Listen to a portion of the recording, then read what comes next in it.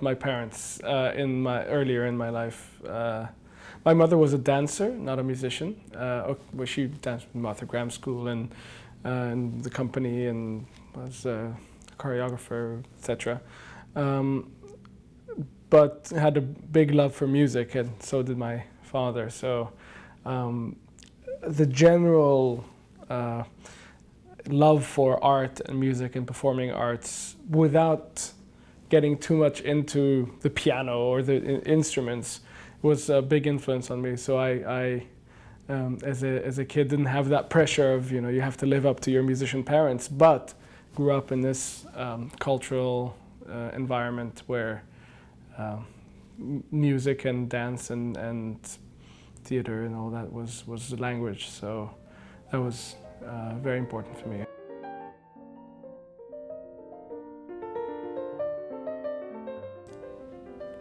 Eating, probably. I spend a lot of time eating and structuring my day around meals. But also I love reading, and I love anything to do with the arts. And when I travel, even for music, I always make time to do things that have nothing to do with what I'm doing, meaning travel around, sightsee, eat. Yeah, and general, I mean, I go to museums. I'm just not a very sporty guy, but other than that, I like many things.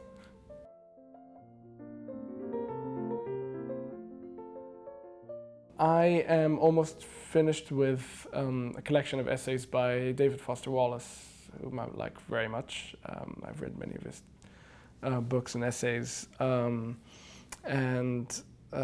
for me, his perception and the way he describes and sees things is absolutely remarkable. And we were robbed of a very great Darrant. And other than that, I'm always reading a few other things. I'm also reading the Patrick Melrose novels, which are absolutely fantastic, by Edward St. Aubyn.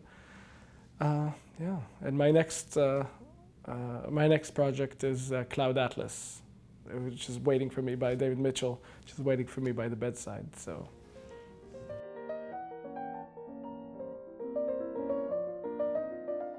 When you play a lot of composers, you've got to love a lot of composers. I tend to love whatever I'm playing at the moment.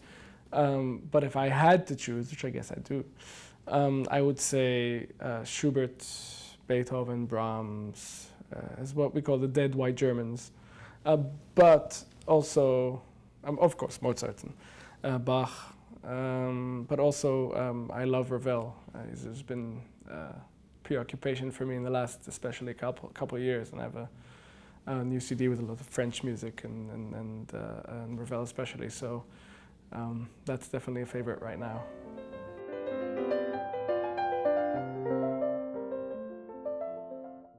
I love seminal New York places and places that say kind of old school New York, even like Grand Central or like Bemelman's Bar or places that say old New York. That's very special for me. And the High Line, I think that's a great addition to New York City. And